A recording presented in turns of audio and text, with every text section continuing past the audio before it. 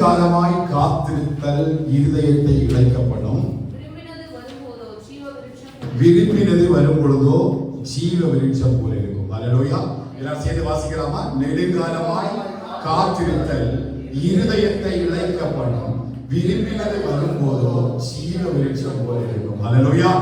கர்த்தருடைய பரிசுத்த நாமத்துக்கு மகிமை உண்டாவதாக. இங்கே சாலமோன் ஞானி தன்னுடைய நீதிமொழிகள்ல 3000 நீதிமொழிகளை எழுதினான் என்று சொல்லி 1 ராஜாக்கள் 4வது அதிகாரத்தில் கொடுக்கப்பட்டிருக்கிறது.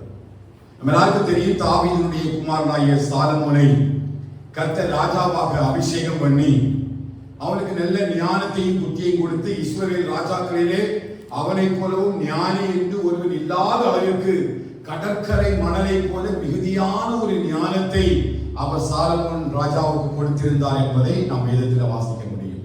ஆமென். இந்த வசனத்தை நம்ம அதிகமா என்ன செய்வோம்? சொல்லி ஜெபிக்கிறது உண்டு. யாராவது ஒரு ஆள் அதிகமா ஒரு காரியத்திற்காக காத்திருக்கும் பொழுது, அவளுக்காக ஜெபிக்கும் பொழுது, ஆண்டவரே நெடுங்காலமாய் காத்திருக்கிறது இருதயத்தை இழைக்கப்படும், விரும்பினது வரும் பொழுதோ ஜீவ விருட்சம் போல இருக்கும் என்று சொல்லி இந்த வசனத்தை நம்ம அடிக்கடி மனப்பாடம் பண்ணி ஜெபிப்பது உண்டு. இந்த வசனத்தை அறிக்கை பண்ணுவது உண்டு. ஆனால் இங்கே ஞானி இந்த வசனத்தை எழுதுவதற்கு சில முக்கியமான காரியங்களும் காரணங்களும் காணப்படுகின்றன. 2 நாட்களா எனக்கு மிகப்பெரிய ஒரு போராட்டம். ஒரு வசனத்தை வச்சு எப்படி கர்த்தர் எதை சபைக்கு சொல்ல விரும்புகிறார், எப்படிப்பட்ட வார்த்தையை சபைக்கு பேசுறேன் என்பது 2 நாளா மிகுந்த போராட்டத்தின் மத்தியில கர்த்தருடைய ஆவியானவர் இன்றைக்கு அதிகாலையினுடைய கண்களை திறந்து அந்த வசனத்தில் உள்ள ஆவிக்குரிய அர்த்தங்களை கண்டுபிடிக்கும்படி கர்த்தர் செய்தார். அல்லேலூயா. நாம் சொல்லுகிறது போல, நான் ஜெபிக்கிறது போல, இது உலகத்துக்குரிய ஒரு மனுஷனுக்காக. சாலமோன் ஞானி எதை செய்தான்? தன்னுடைய ஞானத்தை அதிகமாக்கி கொண்டு, தன்னுடைய மாம்சத்தை மதுபானத்தினால தீண்டிக் கொண்டு, இந்த உலகத்தின் ஞானம் மீது புத்தி எது என்று சொல்லி பிரசங்கியினுடைய புஸ்தகத்தை வாசிக்கும் பொழுது தன்னுடைய ஞானத்தை கொண்டு இந்த உலகத்தை அறிகிற அறிவை அடையும்படி, அதில் உள்ள ஆழங்கள் எல்லாம் கண்டுகொள்ளும்படி அதிகமாய் தன்னுடைய நேரங்களையும் காலங்களையும் செலவழித்தார் என்று பிரசங்கியுடைய நிருபங்களை வாசிக்க முடியும். வாசித்தல் என்று சொன்னால் பிரசங்கி எழுதின புஸ்தகம் 5வது அதிகாரத்தை வாசிக்கும் பொழுது அவர் தன்னுடைய காரியத்தை 3வது பிரசங்கி 2:3 வாசிங்க. பிரசங்கி 2வது அதிகாரம் 3வது வசனம். வானத்தின் கீழ் மனுபுத்திரர் உயிரோடு இருக்கும் நாளளவும் பெற்று அனுபவிக்கத்தக்கது இன்னதென்று அறியும் பொருட்டு என் இருதயத்தை தெளிவா நீ கவனிக்கணும். யாரு பெற்றவன் ஆராய்ந்து பார்க்கிறான்? யாரு? மனுபுத்திரர். நீங்க தெளிவா கவனிக்கணும். ஏன்னா அங்க எழுதப்பட்டிருக்கிற வசனம் இல்லையா, நெடுங்காலமாய் காத்திருத்தல் இருதயத்தை இழைக்கப்படும், விரும்பினது வரும்போதோ ஜீவ விருட்சம் போல இருக்கும் என்று சொல்லி எழுதப்பட்டது யாருக்காக? மனுபுத்திரருக்காக. அவர் அந்த மனுபுத்திரரை குறிச்சு எழுதுறாரு, வானத்தின் கீழ் மனுபுத்திரர் உயிரோடு இருக்கும் நாளளவும் பெற்று அனுபவிக்கத்தக்கது இன்னதென்று அறியும் பொருட்டு என் இருதயத்தை ஞானத்தினால் தேய்ச்சி கொண்டிருக்கும் போதே நான் என் தேகத்தை எதனால? மதுபானத்தில். அப்படின்னா எல்லாருக்கும் தெரியும், ஆளுகால் இல்லையா, தன்னுடைய மாம்சத்தை தன்னுடைய தேகத்தை மதுபானத்தினால் சீராட்டி கொண்டிருக்கவும் மதியீனத்தை பற்றி கொண்டிருக்கவும் என் உள்ளத்தில் வகைத்தேறினேன். அப்ப இந்த சாலமோன் மனுபுத்தருடைய வாழ்க்கையை குறித்து பிரசங்கி ஃபுல்லா படிச்சீங்கன்னா அவர் எழுதுவாரு, இந்த உலகத்துல ஒரு மனுஷன் புசிப்பதும் குடிப்பதும் அனுபவிப்பதுமே அல்லாமல் வேறு ஒன்றும் இந்த பூமியில மனுஷனுக்கு கொடுக்கப்படவில்லை. அவன் உயிரோடு இருக்கும் நாளளவும் இதை அனுபவிப்பதே மனுபுத்திரனுக்கு கொடுக்கப்பட்ட ஒரு நீதி அல்லது தேவனிடத்திலிருந்து கொடுக்கப்பட்ட ஒரு வாழ்க்கை சுழற்சி முறை என்பதை இந்த பிரசங்கியில் எழுதுகிறார். அப்படி அவர் எழுதின அந்த 3000 நீதிமொழிகள்ல இந்த ஒரு மொழிகள் தான். என்ன மொழி? நெடுங்காலமாய் காத்திருத்தல் இருதயத்தை. திரும்ப ரிப்பீட்டட்லி சொல்லணும், அப்பதான் அவருடைய ஆழம் புரியும். ஏன்னா நிறைய இடங்களை சொல்லி ஜெபிக்கிறோம், ஆனா அந்த அர்த்தம் இல்ல. அவர் எதை எழுதுறாரு பாருங்க, நெடுங்காலமாய் காத்திருத்தல் இருதயத்தை இழைக்கப்படும். அடுத்தது யார் விரும்பினது? யார் விரும்பினது? மனுபுத்திரர் விரும்பினது வருவதற்கு காத்திருக்கும் பொழுது அந்த மனுபுத்திரருடைய விருப்பம் இருதயத்தை இழைக்கப்படுகிறதா? சொல்ல புரியுதா? இப்ப மனுபுத்திரருடைய வாழ்க்கையை குறிச்சுதான் யார் ஆராய்ந்து பார்க்கிறார்? சாலமோன் ஆராய்ந்து பார்க்கிறார். தனக்கு கொடுக்கப்பட்ட நீதியையும் தனக்கு கொடுக்கப்பட்ட ஞானத்தையும் விவேகத்தையும் புத்தியையும் அறிவையும் மிகுந்த திரள் போன்ற ஞானத்தை வைத்து மனுபுத்தருடைய வாழ்க்கை முறையை அவர் ஆராய்ந்து பார்க்கிறார். அப்படி மனுபுத்தருடைய வாழ்க்கையை ஆராய்ந்து பார்த்த அந்த ஞானி அநேக நீதிமொழிகளை எழுதினார் என்பதுல 3000 நீதிமொழிகளை எழுதினார் என்று சொல்லி 1 ராஜாக்கள் 4வது அதிகாரத்தில் கொடுக்கப்பட்டிருக்கிறது. அப்படி கொடுக்கப்பட்ட ஒரு நீதிமொழி தான் இந்த 12வது வசனம். இந்த 12வது வசனத்தில் என்ன எழுதுகிறார்? நெடுங்காலமாய் காத்திருக்கிறது இருதயத்தை இளைக்க பண்ணும், விரும்பினது வரும் பொழுதோ. யார் விரும்பினது? யார்? ஒரு மனுபுத்திரர், ஒரு மனுஷன் ஒரு காரியத்துக்காக அநேக வருஷமாய் அநேக நாட்களாய் காத்திருந்து எதிர்பார்த்திருந்து அந்த காரியம் வர தாமதிக்கும் பொழுது அவனுடைய இருதயம் எப்படி மாறுகிறது? இளைப்படைந்ததாய் மாறுகிறது, சோர்வடைந்து போகிறது. அவனுடைய இருதயம் எப்படி மாறுகிறது? சோர்வடைந்து போகிறது. எதற்காக? தான் ஒரு விருப்பத்தை வைத்து தனக்கு ஒரு ஆசையை நிர்ணயித்துக் கொண்டு இந்த உலகத்தில் உள்ள சில ஆசைகளை சுதந்திரித்துக் கொள்ளும்படி, இந்த உலகத்தில் உள்ள சில ஆசைகளையும் தனக்கு விருப்பமுற்ற காரியங்களையும் இச்சைகளையும் அவன் பெற்று அனுபவிக்கும்படி நெடுங்காலமாய் காத்திருக்கிறான். இந்த நெடுங்காலம் என்று சொல்லி வேதம் சொல்லும் பொழுது இந்த காலத்திற்கு அளவு கிடையாது. அப்படின்னா எக்ஸ்பைரி டேட் கிடையாது. ஒவ்வொரு காலத்துக்கு என்ன இருக்குது? ஒரு எக்ஸ்பைரி டேட் இருக்குது. Present tense, past tense, future tense இருக்குது. ஆனா இந்த நெடுங்காலமாய் என்று சொல்லி வாசிக்கும் பொழுது வேதத்துல இந்த நெடுங்காலம் என்பதற்கு அளவிட முடியாத ஒரு காலம் என்று சொல்லி வேதம் அதற்கு ஒரு பெரிய அர்த்தத்தை கொடுக்கிறது. நீங்க புலம்பல் 5:20 வாசித்தாலும் சரி, சங்கீதம் 13 வாசித்தாலும், சங்கீதம் 15 வாசித்தாலும், இங்கே சங்கீத காலையை தாழ்ந்து ஜெபிக்கும் பொழுது ஆண்டவரே எதுவரைக்கும் என்னை கைவிடுவீர், எதுவரைக்கும் நீ என்னை மறந்திருப்பீர், எந்த மட்டும் நீ என்னை விட்டு விலகி இருப்பீர் என்று சொல்லி அந்த காலத்துக்கு ஒரு முடிவு இல்லாமல் அந்த நெடுங்காலமாய் காத்திருக்கிற ஒரு மனுபுத்திரருடைய அந்த நியாயமான காரியத்தை குறித்துதான் இங்கே ஞானி எழுதியிருக்கிறார். ஒரு மனுஷன் தான் விரும்பின காரியத்திற்காக காத்திருக்கும் பொழுது அந்த காத்திருப்பவன் எப்படி மாறப்படுகிறது? அவருடைய இருதயத்தை இளைக்க பண்ணுகிறது. உலகத்தில் உள்ள ஆசீர்வாதங்களையும் உலகத்தில் உள்ள பொருட்களையும் அதன் மேல் உள்ள நாட்டத்தையும் அதன் மேல் உள்ள விருப்பத்தையும் வைத்து அவருடைய முழு எதிர்பார்ப்பும் எப்படியாவது அந்த காரியத்தை அடைந்து விட வேண்டும் என்று சொல்லி ஒவ்வொரு நாளும் அவன் அதற்காய் கொடுக்கிற பிரயாசங்கள், அவன் அதற்காய் எடுக்கிற முயற்சிகள், அவன் அதற்காய் செய்கிற கிரியைகள் ஒவ்வொரு நாளும் அவனுடைய இருதயத்துல ஒரு பாரத்தை ஏற்படுத்துகிறது. அப்படி பாரத்தை ஏற்படுத்தும் பொழுது அவனுடைய இருதயம் எப்படி போகிறது?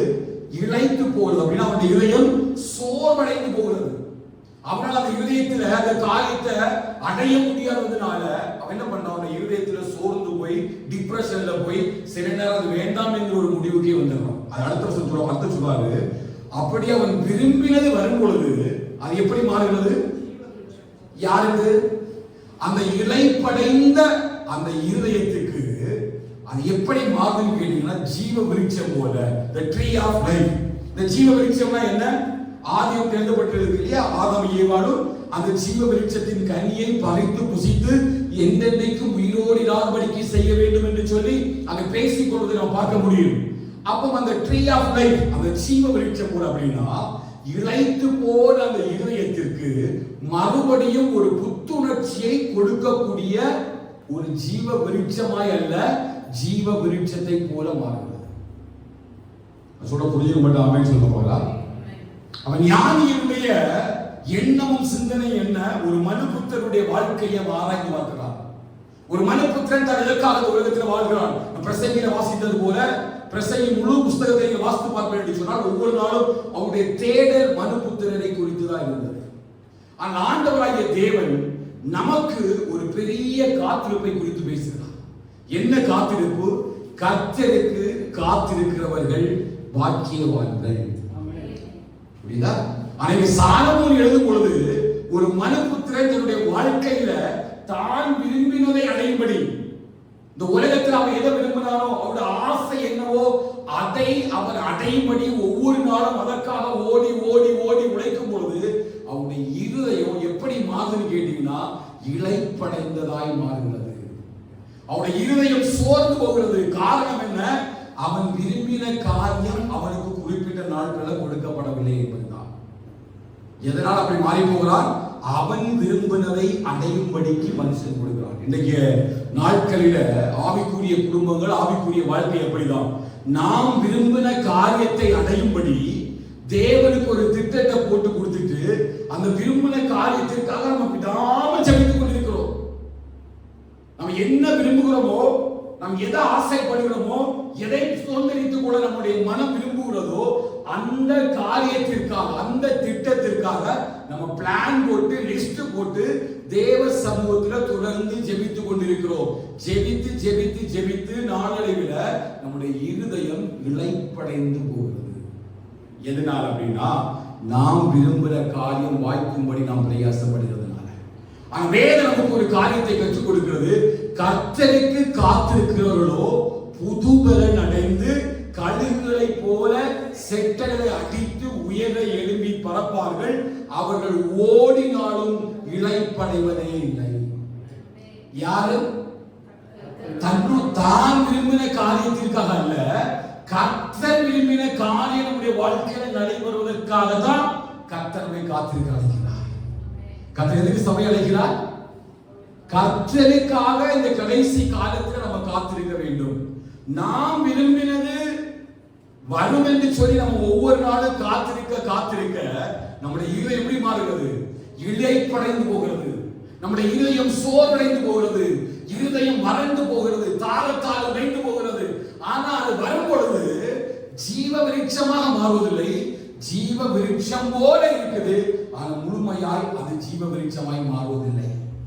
ஆனால் வேதம் சொல்கிறது, கர்த்தருக்கு காத்திருக்கிறவர்களை கர்த்தர் எப்படி மாறப்படுகிறார்? புது பலன் அடைந்து கழுகுகளை போல மாறப்படுகிறார். அவர்கள் ஓடினாலும் அவருடைய இருதயங்கள் இளைப்படைவதே இல்லை. ஹல்லேலூயா. இது எதை குறிக்கிறதுனா, ஜெயம் கொள்ளுகிறவன் எவனோ அவனுக்கு கர்த்தர் மத்தியில் இருக்கிற ஜீவ விருட்சத்தின் கனியை புசிக்க கொடுப்பார். ஜீவ விருட்சம் போல அல்ல, ஜீவ விருட்சத்தின் கனியையே புசிக்க கொடுப்பார்.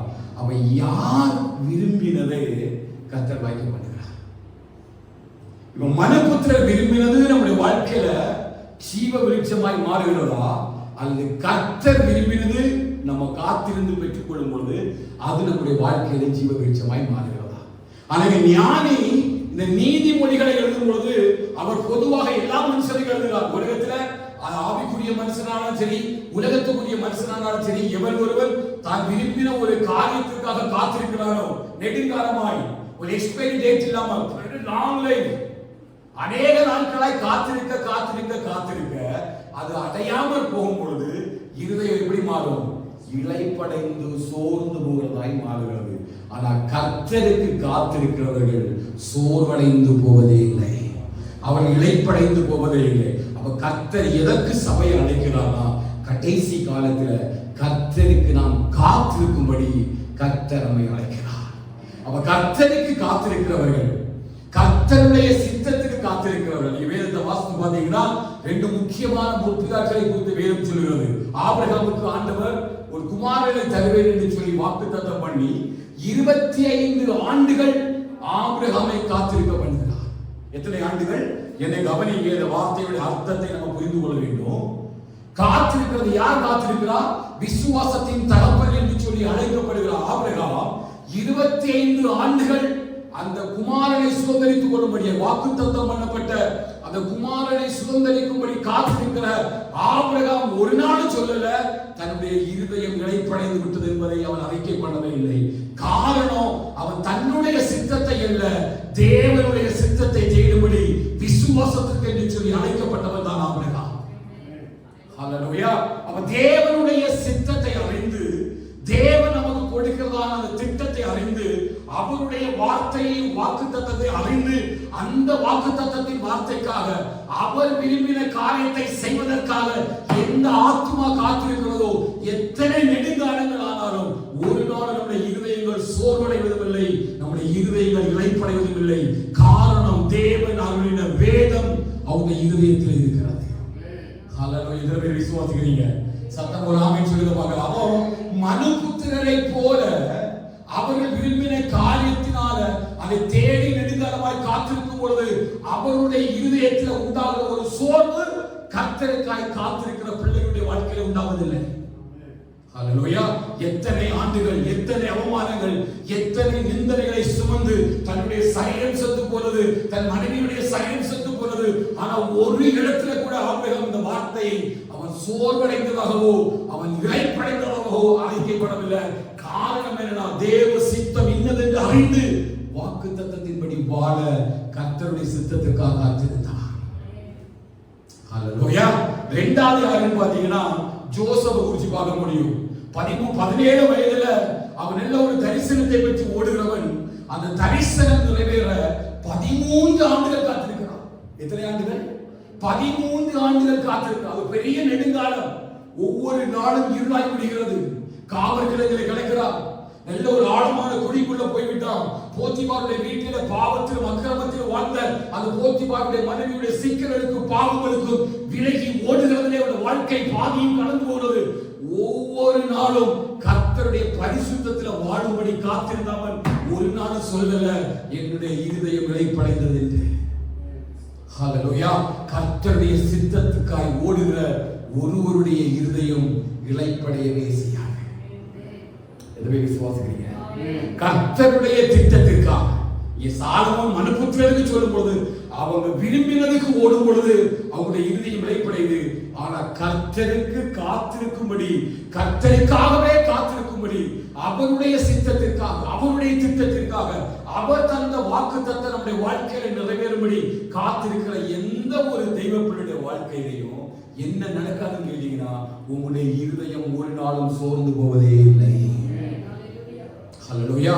கர்த்தருக்காக நான் பொறுமையுடன் காத்திருந்தேன். அவர் என்னிடமாய் சாய்ந்து கர்த்தர் என்னுடைய கூப்பிடுதலை கேட்டு எல்லா தீங்கிற்கும் கர்த்தர் என்னை நீங்களாக்கி விட்டார். ஹல்லேலூயா. அவன் உலகத்தினுடைய ஆசைக்காக, என்னுடைய இன்பத்திற்காக, என்னுடைய பிரியத்திற்காக, நான் விரும்பினதுக்காக காத்திருக்கும் பொழுது என்னுடைய இருதயம் ஒருவேளை சோர்வடையலாம். என்னுடைய வாழ்க்கையில சில வேளை சில டிப்ரெஷன் வரலாம். என் வாழ்க்கையில சில கஷ்டங்கள், நஷ்டங்கள், அவமானங்கள், பாடுகள் வந்து என் இருதயத்தை சோர்ந்து போக பண்ணலாம். ஆனால் எந்த ஒரு தெய்வ மனுஷன் கர்த்தருடைய வார்த்தைக்காக காத்திருக்கிறானோ அவன் ஒரு நாளும் இளைப்படைவதும் இல்லை, ஒரு நாளும் சோர்வடைவதும் இல்லை. கர்த்தருக்காக காத்திருக்கும்படி கர்த்தர் நம்மை அழைக்கிறார். ஹல்லேலூயா.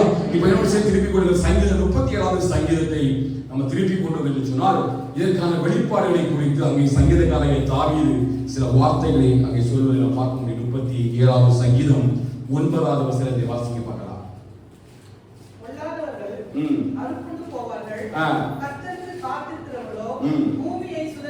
கர்த்தருக்கு காத்திருக்கிறவர்களோ பூமியை சுதந்தரித்துக் கொள்வார்கள். ஆண்டவர் எப்படிப்பட்ட ஆசீர்வாதத்தை கர்த்தருக்கு காத்திருக்கிற பிள்ளைகளுக்கு வைத்திருக்கிறார் என்று சொன்னா, இந்த உலகத்துல எது நமக்கு தேவையானது என்பதை யார் அறிந்திருக்கிறார்? கர்த்தர் அறிந்திருக்கிறார். இந்த உலகத்துல நமக்கு எது தேவை? உண்ண உணவு, உடுக்க உடை, உறைவிடம், எல்லா சகல விதமான காரியங்களையும் கர்த்தர் நமக்கு தந்து. ஆண்டவர் சொன்னார் இல்லையா, அவர் நம்மோடு கூட இருப்பதனால்தான் நாம் விசேஷித்தவர்களாய் கர்த்தர் நம்ம என்ன செய்கிறார்? மத்தேயு புஸ்தகத்தில் அழைக்கிறார். எப்படி அழைக்கிறார்? அவர் நம்மோடு கூட இருப்பதனால. ஏதோ உலகத்துடைய சம்பத்து, உலகத்துடைய பொருட்களும், உலகத்துடைய ஆசீர்வாதம் நம்மிடத்தில் இருப்பதனால நம்ம விசேஷித்தம் அல்ல. நாம் தேவனுடைய சாயலாகவே உருவாக்கப்பட்டு அவர் நம்மோடு கூட இருக்கிறார் என்பதை காண்பிப்பதற்காகத்தான் கர்த்தர் நம்மை விசேஷித்தவர்கள் என்று அழைக்கிறார். ஆகாயத்து பறவைகளை பார்த்து ஏன் நாம் விசேஷித்தவர்கள்? ஆகாயத்து பறவைகளுக்கு அவருடைய சாயல் கொடுக்கப்படவில்லை. ஆனால் தேவன் நமக்கு அவருடைய சாயலை தந்து கர்த்தர் நம்மை வழிநடத்துகிறார். ஹல்லேலூயா. அப்போ ஆண்டவர் எதற்கு அழைக்கிறார்? சபையே நம்ம கர்த்தருக்காக காத்திருக்கும்படி கர்த்தர் நம்மை அழைக்கிறார். அப்ப கர்த்தருக்காக நம்ம காத்திருக்கணும். கர்த்தருக்காக நம்ம காத்திருக்கும் பொழுது இந்த பூமியிலே வாழ்வதற்கு தேவையான சகல ஆசீர்வாதங்களையும், இந்த பூமியில எதையெல்லாம் நம்ம சுதந்திரித்துக் கொள்ள வேண்டுமோ அத்தனை ஆசீர்வாதங்களையும் கர்த்தர் நமக்கு சுதந்திரித்துக் கொள்ளும்படி கிருபையை தருகிறார். எப்ப தருகிறார்னா, முதலாவது அவருடைய ராஜ்யத்தையும் அவருடைய நீதியையும் தேடும் பொழுது இவைகள் எல்லாவற்றையும் நமக்கு தருவேன் என்று வாக்குத்தத்தம் பண்ணின தேவன் அந்த ஆசீர்வாதத்தை நமக்கு தருகிறார். அதனால சங்கீதக்காரர் தாவீது எழுதுகிறார், கர்த்தருக்கு காத்திருக்கிறவர்களோ பூமியை சுதந்தரித்துக் கொள்வார்கள். 29வது வசனம் வாசிங்க. 30 அதே 37 29. நீதிமான்கள் பூமியை சுதந்தரித்துக் கொண்டு என்றென்றும் அதிலே வாசமாய். நீதிமான்கள் பூமி. அப்ப இந்த கர்த்தருக்கு காத்திருக்கிறவர்கள் எப்படி மாறுறாங்க? எப்படி மாறுறாங்க? நீதிமான்களா மாறுறாங்க. அப்ப கர்த்தருக்காக காத்திருக்கிற ஜனங்களை, யாரெல்லாம் கர்த்தருக்காக காத்திருக்கிறார்களோ அவரை எல்லாம் கர்த்தர் எப்படி அழைக்கிறார்? நீதிமான்கள் என்று அழைக்கிறார். நம்ம ஒவ்வொருவரும் யாருக்காக காத்திருக்கணும்? சத்தமா சொல்லுங்க. கர்த்தருக்காக காத்திருக்கு. எப்படி கர்த்தருக்காக காத்திருக்கிறது? கர்த்தருக்கு காத்திருக்கிறவர்கள் பூமியை சுதந்தரித்துக் கொள்வார்கள். ஓகே, நான் கர்த்தருக்காக பொருள்கள் காத்திருந்தேன், அவர் என்னிடமாய் சாய்ந்து கூப்பிடுதெல்லாம் கேட்டார் என்று சொல்லுதெல்லாம் ஓகே. கர்த்தருக்கு காத்திருக்கிறவர்களே நீங்கள் பாக்கியவான்களா எழுதப்பட்டிருக்கிறது. ஓகே, எப்படி நான் கர்த்தருக்காக காத்திருக்க முடியும்? உலக மனுஷனை குறிச்சு ஞானி எழுதும் பொழுது அவன் விரும்பின காரியத்திற்காக காத்திருக்கான். யார் விரும்பின காரியத்துக்காக? மனுபுத்திரன் விரும்பின காரியத்திற்காக காத்திருக்கான். மனசுக்குள்ள ஒரு விருப்பம் இருக்குது. இந்த ஆசீர்வாதங்களை நான் சுதந்தரித்துக் கொள்ள வேண்டும், இப்படி வாழ வேண்டும், இந்த உலகத்தினுடைய வாழ்க்கை இப்படி இருக்க வேண்டும், இப்படிப்பட்ட ஆசீர்வாதம் வேண்டும், இப்படிப்பட்ட கல்வி வேண்டும், இப்படிப்பட்டதான காரியங்கள் எனக்கு வேண்டும் என்று சொல்லி ஒரு பெரிய ஒரு திட்டத்தை வச்சு அந்த திட்டத்திற்காக அவன் காத்திருக்கிறான். ஆண்டவர் தேவனுடைய ஜனத்தை சபை எதற்காக அழைக்கிறார்? கர்த்தருக்காக காத்திருக்கும்படி அழைக்கிறார். அவன் எப்படி கர்த்தருக்காக நம்ம காத்திருக்க முடியும்? தேவன் நம்மை பார்க்கும் பொழுது என்னுடைய மகன், என்னுடைய மகள் அல்லது ஒரு ஆவிக்குரிய சபை எப்படி கர்த்தருக்காய் காத்திருக்கிறது என்பதை தேவன் நம்முடைய வாழ்க்கையில உணர்ந்து கொள்ள முடியும். நீங்க எப்படி தேவன் உங்களை பார்க்கும் பொழுது நீங்க எப்படி உங்க வாழ்க்கைய ஆண்டவருக்கு முன்பதாக நீங்க கர்த்தருக்கு தான் காத்திருக்கிறீங்க என்பதை எப்படி காட்டுவீங்க? அது தெரியணுமா இல்லையா? ஆவிக்குரிய வாழ்க்கையில நம்ம கர்த்தருக்கு காத்திருக்கிறது என்பது ஒரு காரியம் இருக்கு. கர்த்தருக்கு காத்திருக்கிறவர்களோ கழுகுகளை போல புதுபலன் அடைந்து செட்டைகள் அடைந்து உயரே பார்ப்பார்களா இருக்குது. அப்படின்னா இந்த கர்த்தருக்கு எப்படி நான் காத்திருக்க முடியும்? கர்த்தர் என்னை பார்க்கும் பொழுது, என்னுடைய ஆவி ஆத்மாவை பார்க்கும் பொழுது தாவீது சொல்றார், என் ஆத்மாவே நீ ஏன் கலங்குகிறாய், நீ ஏன் எனக்குள் தியங்குகிறாய்? கர்த்தரை நோக்கி காத்திரு, நீ நம்பினது அவராலே வரும். அப்ப அவர் ஆத்மாவை பார்த்து சொல்றாரு, ஆத்மாவே நீ கலங்காத, நீ திகைக்காத, நீ ஒன்றை பற்றி கவலைப்படாத, நீ ஒன்று பண்ணு, எதை செய்தால் கர்த்தரை நோக்கி காத்திரு. இப்ப ஆத்மா திணறுகிறது, எப்படி கர்த்தரை நோக்கி நான் காத்திருக்க முடியும்? அவ சபை தெளிவான ஒரு திட்டத்தையும் சித்தத்தையும் புரிந்து கொள்ள வேண்டும். கர்த்தருக்கு எப்படி நாம் காத்திருக்க முடியும்? கர்த்தருக்கு காத்திருக்கிறவர்கள் இந்த பூமியை சுதந்தரித்துக் கொள்கிறார்கள். கர்த்தருக்கு காத்திருக்கிறவர்கள் நீதிமான்கள் என்று அழைக்கப்படுகிறார்கள். அவன் எப்படிப்பட்ட காரியத்தை நாம் வெளிப்படுத்தும் பொழுது, என் ஆத்துமா தேடும் பொழுது கர்த்தருக்கு காத்திருக்கிறவர்களாக கர்த்தரை மாற்றுகிறார். என்னோடு சேர்ந்து சிரித்துக் கொள்ளுங்கள். சங்கீதம் 119வது சங்கீதம் 43வது வசனத்தை வாசிக்கிறார். 119வது சங்கீதம் 43வது வசனம். சத்திய வசனம் முற்றிலும் என் வாயிலிருந்து நீங்க விடாதேயும், உம்முடைய நியாய தீர்ப்புகளுக்கு காத்திருக்கிறேன். உம்முடைய நியாய தீர்ப்புகளுக்கு காத்திருக்கிறேன். தாவீது சொல்றாரு, கர்த்தருக்கு காத்திருப்பது எப்படின்னா நம்ம அவருடைய நியாய தீர்ப்பு. என்ன நியாய தீர்ப்புகள்? அவருடைய பிரமாணங்களுக்காக, அவருடைய கட்டளைகள் மேலையும் கற்பனைகளின் மேலையும் எந்த அளவிற்கு நம்ம வாஞ்சையும் தாகமுமா இருக்கிறோமோ அதை தான் நம்முடைய ஆத்துமா கர்த்தர் மேல காத்திருப்பதை அவருடைய சமூகத்தில் வெளிப்படுத்துகிறது. தாவீது சொல்றாரு, மாறானது நீரோடைகளை வாஞ்சித்து கதறுவது போல தேவனே என் ஆத்துமா உண்மை வாஞ்சித்து கதறுகிறது. அப்போ அவருடைய நியாய தீர்ப்புகளுக்கு அப்படின்னா கர்த்தர் நம்மை ரட்சித்து நம்ம அபிஷேகம் பண்ணி பரலோக ராஜ்யத்துக்கு என்று சொல்லி கர்த்தர் நியமித்திருக்கிறார். ஒரு நாள் நம்மை நியாய தீர்ப்பிலே கொண்டு நிறுத்துவார். அப்படி நியாய தீர்ப்புக்கு கலந்து போவதற்கு முன்பதாக நம்ம என்ன செய்யணுமா? அவருடைய கட்டளைகளுக்கும் கற்பனைகளுக்கும் காத்திருக்க வேண்டும். ஆண்டவராகிய தேவன் கிபியோனிலே ஞானியாகிய சாலமோனுக்கு தரிசனமாகி சொல்றார், உன் தகப்பனாகிய தாவீது நடந்தது போல நீ என் கட்டளைகளையும் கற்பனைகளையும் கை கொண்டு நடப்பாய் என்று சொன்னார், உன் வாழ்நாளை நான் நீடித்திருக்க பண்ணுவேன். என்ன சொன்னார்? உன் அப்பா நடந்தது போல நீ என்ன பண்ணணும்? என் கட்டளைகளுக்கும் என் கற்பனைகளுக்கும், அப்படின்னா நியாய தீர்ப்புகளுக்கு, தேவனுடைய ஜனமாகிய தம்முடைய ஜனத்தை ஆண்டவர் இந்த உலகத்திலிருந்து பிரித்து பிரித்தெடுத்து நாம் பரிசுத்த உள்ளவர்களாய் வாழும்படி பரிசுத்த ஜனமாக ஒரு பரிசுத்த சந்ததியாக கர்த்தர் இந்த உலகத்தில் நம்மை வைத்திருக்கிறார். அப்படி பரிசுத்தமாய் வாழும்படி அழைக்கப்பட்ட நாம் ஒவ்வொரு நாளும் அவருடைய கட்டளைகளின் பேரிலே, அவருடைய வசனத்தின் பேரில, அவருடைய வார்த்தைகளின் பேரில நாம் தாகமாய் இருக்கிறோம் என்பதை இந்த ஆத்துமா உணர வேண்டும். ஹல்லேலூயா. அந்த ஆத்துமாவுடைய வாஞ்சைய கர்த்தர் பார்க்கும் பொழுது, ஆண்டவர் நம்முடைய ஆத்துமா தாகத்தை புரிந்து கொள்ளும் பொழுது, நம்முடைய ஆத்துமா எதை வெளிப்படுத்துகிறது என்று சொன்னால், நான் கர்த்தருக்கு காத்திருக்கிறேன் என்கிற ஒரு பெரிய ஒரு வெளிப்பாடை என்னுடைய ஆத்துமா வெளிப்படுத்துகிறது. அல்லாஹ் சொல்றார், என் ஆத்துமாவே நீ ஏன் கலங்குகிறாய்? என் ஆத்துமாவே நீ ஏன் எனக்குள் தேங்குகிறாய்? நீ கர்த்தரை நோக்கி காத்திரு. நீ நம்புகிறது யாரால வரும்? காத்திருங்க.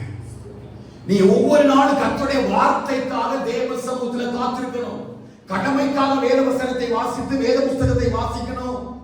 ஏதோ நான் ஒரு கிறிஸ்தவர் அல்லது ஆராதனைக்கு போறோம் அப்படின்னு வேத வசனத்தை வாசிக்காம உங்க ஆத்துமா கர்த்தருடைய வார்த்தைக்காக ஏங்கணும். உன் இருதயம் எப்படி பல்ஸ் அடிக்குதோ அதுபோல உன் ஆத்துமா கர்த்தருடைய வார்த்தைக்காக ஏங்கி பசியினுடைய தாகத்தினால அது ஒவ்வொரு நாளும் துடிப்பை காண்பிக்கணும். உன் இருதயம் கர்த்தருக்காக ஓடுகிறத கர்த்தருடைய கண்கள் காணும். அதான் தாவீது சொல்றார், மானானது நீரோடைகளை வாஞ்சித்து கதறுவது போல ஒவ்வொரு நாளும் என் ஆத்துமா தேவனை நோக்கி வாஞ்சித்து கதறுகிறது. வாஞ்சிக்கிறதா? நான் ஊர்ல இருக்கிற நேரம் அந்த அனுபவத்தை நான் புரிஞ்சு கொண்டேன். ஏன்னா அதிகமா எனக்கு வேதம் வாசிப்பதற்கு எனக்கு டைம் கிடைப்பதில்லை. யாராவது தேடி வந்துருவாங்க, வீட்டில் வந்துருவாங்க. ஆனா ஒரு நாள் பாத்தீங்கன்னா என் ஆத்துமா எப்படி காற்று அடிக்குதோ அப்படியே கிடந்து என் ஆத்துமா அடிக்குது. டக்கு டக்கு டக்குன்னு அடிக்குது. ஏன்னா எங்க ஆத்துமாவில் என்ன இல்லைன்னா ஆகாரம் இல்லை. என்னால் சரியா வார்த்தையை புரிந்து கொள்வதற்கும் அதை மெடிடேட் பண்ணுறதுக்கும் எனக்கு முடியல. நான் வேகமா மேல ரூமுக்கு போனேன். போயிருந்து 2-3 அதிகாரம் படிச்சு அந்த அதிகாரத்தை தியானித்த பொழுது என் ஆத்துமா எனக்குள்ள அடங்குகிறத அப்படிப்பட்ட ஒரு உணர்வை என்னால் உணர முடிச்சு. அப்பதான் தாவீது எழுதின வசனத்தினுடைய ஆழம் எனக்கு புரிஞ்சது. என்னன்னா, நிச்சயமா ஒரு மான் எப்படி வாஞ்சிக்கிறதோ அப்படி உண்மையா வசனத்தை தேடி ஓடுகிற ஒவ்வொருடைய ஆத்துமாவும் நீங்க ஒரு நாள் வாசித்ததை தியானிக்கிறேன்னா அந்த பசி உங்களை துடிக்க வைக்கும். நான் டயபெட்டிஸ் குறைஞ்சதுனாலையும் எனக்கு அந்த பல்ஸ் தெரியும். சரி, எங்க சுகர் குறைகிற நேரம் நம்ம எப்படி இருக்கும்? நெஞ்சில டக்க டக்க டக்க டக்குன்னு அடிக்க இல்லையா ஆகாரத்துக்காக. அந்த சேம் ஃபீலிங்ஸ் ஆத்துமாவில் அடிக்கிறது நான் உணர்ந்தேன். உள்ளம் ஏங்குது. எங்க இருந்து ஓடணும் தெரியல. போய் வேதத்தை எடுத்து படிச்சு அதை தியானிச்சு சில வார்த்தைகளை நான் சாப்பிட்ட பிறகுதான் அதனுடைய இதயம் அடைகிறது. ஆண்டவராகிய இயேசு கிறிஸ்து சொன்னாரு, அவருடைய போஜனை எது? தேவனுடைய சித்தத்தை செய்வதே தன்னுடைய வாழ்க்கையினுடைய அனுதின போஜனமா இருக்கிறது. சில ஆவிக்குரிய காரியங்களை அனுபவத்தின் மூலமா தான் உணர முடியும். சில அனுபவங்கள் தான் இந்த ஆவிக்குரிய தாகத்தை நம்ம எந்த அளவு உள்ள கொண்டு வருவோம் என்பதை உணர்த்த முடியும். அப்படி ஒரு உணர்வு இல்லை அப்படின்னா இன்னும் நான் கர்த்தருக்காக காத்திருக்கலை என்பது அர்த்தம். ஹல்லேலூயா. அவன் கர்த்தருக்காக ஆத்துமா காத்திருக்கும் பொழுது, கர்த்தருடைய வார்த்தைக்காக ஆத்துமா காத்திருக்கும் பொழுது, அந்த ஆத்துமா தேவனுடைய வார்த்தையை தேடி, அந்த போஜனத்தை தேடி, கர்த்தருடைய வசனத்தை தேடி நம்ம எப்படி காற்று துடிக்குதோ அதுபோல ஆத்துமா பல்ஸ் அடிக்கும். ஹல்லேலூயா. அதனால நீங்க தாவீது சொல்றாரு, ஆத்துமாவே நீ கர்த்தரை நோக்கி மட்டும் காத்திரு, நீ நம்புகிறது அவராலே வரும். ஹல்லேலூயா. இரண்டாவது என்னன்னு பாத்தீங்கன்னா 84வது சங்கீதம் எல்லாரும் தெரியும். நான் 10வது வசனம் வாசிங்க. 84:10 வாசிங்க. 1000 நாளை பார்க்கிலும் ஒரே நாள் நல்லது.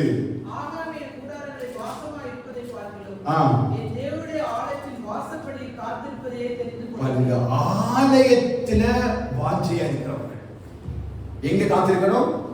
ரெண்டாவது காத்திருக்கிறது எங்க இருக்கணும்? கர்த்தருடைய ஆலயத்தை பற்றி. அப்படின்னா கர்த்தருடைய சமூகத்தை நீ எப்படி வாஞ்சிக்கிறீங்க என்பதுதான் இந்த கர்த்தருக்கு காத்திருக்கிறாங்க. உலக மனுஷன் தான் விரும்பினதுக்காக எவ்வளவு முயற்சி பண்றான். தன் இருதயத்தை ஃபுல்லா அதுல செலுத்தி, அதான் நீதிமொழிகள் அவர் எழுதுறாரு, நெடுங்காலமாய் காத்திருக்கும் பொழுது அது என்னமானது? இருதயத்தை இழைக்க பண்ணி. எதற்காக? விரும்பின காரியத்தை மனுஷனை போட்டு இருதயத்துல போட்டு அடிச்சு அதுக்கு பிரயாசம் பண்றான், முழுசா செலவழிக்கிறான். பெரும்பாலுள்ள ஸ்திரீ தண்ணி குடிச்சு சொன்னாங்க, எல்லாவற்றையும் செலவழித்து எல்லா வைத்தியர்களால கைவிடப்பட்டு தான் எங்க வந்தான்? இயேசுவிடத்தில் வந்தான். அவன் மனுபுத்திரன் விரும்பும் பொழுது, இந்த மனுபுத்திரன் எதை விரும்புறான் அப்படின்னா, அவன் எதை விரும்புறானோ அதற்காக தன்னுடைய வாழ்நாள் முழுவதும் தன்னுடைய இருதயத்தை அவ்வளவு ஃபோர்ஸ் பண்ணி செலவழிக்கிறது போல, நாம் கர்த்தருக்கு காத்திருக்கிற காரியத்துல நம்முடைய இருதயம் அவருடைய சமூகத்தை நாடுகிறவர்களாக மாற வேண்டும். ஏதோ ஒரு நாள் தேவனுடைய ஆலயத்துல வந்து அவருடைய பிரசன்னத்தை உணர்ந்து அவர் அப்படியே ஆராதிச்சுட்டு அப்படியே கூட்டத்தோட சேர்ந்து அவருடைய பிரசன்னத்தை உணர்கிறது அல்ல, ஒவ்வொரு நிமிஷமும் நம்முடைய ஆத்துமா கர்த்தருடைய சமூகத்துல காத்திருக்கிற உணர்வை ஆத்துமா உணர வேண்டும். நான் சொல்ற புரியுதா? கர்த்தர் கடைசியில் அப்படிப்பட்ட ஆத்துமாக்களை தேடிதான் ஓடுறது. எப்படிப்பட்டவர் தெரியுமா? கர்த்தருக்காக காத்திருக்கிறவர்கள், அவருடைய சித்தம் இன்னதென்று அறிந்து உணர்ந்து கொள்ளுங்கள் என்று சொல்லி எபேசு சபைக்கு அப்போஸ்தலன் பவுல் எழுதுகிறார். யாருடைய சித்தம்? தேவனுடைய சித்தம் இன்னதென்று அறிந்து உணர்ந்து நம்ம மாற வேண்டுமா? அப்ப கர்த்தருக்கு காத்திருக்கிறது இல்ல, முதலாவது வசனத்துக்கும் வார்த்தைக்குமா நம்ம காத்திருக்கணும். இரண்டாவது அவருடைய சமூகத்துல நம்ம காத்திருக்கணும். எந்த அளவுக்கு அவருடைய சமூகத்தை நீங்க நாடுறீங்க. அதனால அவர் என்ன சொல்றாரு? தாவீது சொல்றாரு, 1000 நாளை பார்க்கிறோம். நான் ஆகாமிய கூடாரங்கள் என்று சொல்லும் பொழுது நல்ல மகிழ்ச்சியினுடைய கூடாரங்கள், உலக மனுஷர்கள் சென்று தங்களுடைய நாட்களில் சமாதானம் சந்தோஷமாய் கழிக்கிறது போல செலவழிக்கிறது போல அப்படிப்பட்ட மகிழ்ச்சியின் கூடாரங்களில் போய் 1000 வருஷம் வாழ்கிறதை காட்டிலும் ஒரே ஒரு நாள் தேவனுடைய வாசற்படி, இது அவருடைய வாஞ்சையை குறிக்கிறது. எத்தனை நாள் நம்ம தேவனுடைய சமூகத்தை வாஞ்சித்து நாடுகிறோம், வாஞ்சியோடு கூட நாடுகிறோம். ஏதோ காலையில ஒரு ஜெபம், சாயங்காலம் தூங்க போறதுக்கு முன்னாடி ஒரு ஜெபம், இது 2 ஜெபமும் நார்மல் ஜெபம். எல்லாரும் தான் பண்றாங்க, உலக மனுஷனும் அவன் தெய்வத்தை கூப்பிடுறான், நாமும் கூப்பிடுறோம். அப்படிப்பட்ட காத்திருப்பு அல்ல, நம்ம தேவ சமூகத்தை எப்படி பண்ணணும்? வாஞ்சித்து நாடணும். தாவீது சொல்றாரு, எப்பொழுது உங்களுடைய சமூகத்துக்கு நான் வருவேன், எப்பொழுது நான் போய் வந்து பார்ப்பேன், நான் வந்து ஆயத்தமாகி உங்களுடைய சமூகத்துல காத்திருப்பேன். அப்போ ஆண்டவர் அவனுடைய ஆத்மாவை பார்க்கும் பொழுது அவன் தேவ சமூகத்தில் அவனுக்கு அந்த தேவனுடைய சமூகத்தை குறித்த ஒரு காத்திருப்பு அவங்க வழிகாட்டுறான். அம்மாவா இல்லையா? அப்ப ஆண்டவருடைய ஆத்மாவை பார்க்கும் பொழுது அவன் தேவனுடைய சமூகத்துக்காக எவ்வளவு காத்திருக்கிறான் என்கிற அந்த வெளிப்பாடு காண்பிக்கப்படுது. அப்ப கர்த்தர் அவன் என்ன சொல்றாரு? நீதிமான் என்று அழைக்கிறார். கர்த்தருக்கு காத்திருக்கிற பூமியை சுதந்திரித்துக் கொள்வார்கள், அப்ப நீதிமான்களே அதை சுதந்திரித்துக் கொள்கிறார்கள். நீ நீதிமொழிகளை இன்னும் ஞானம் எழுதாரு, நீதிமான் விரும்புகிற காரியம் அவனுக்கு கொடுக்கப்படும்.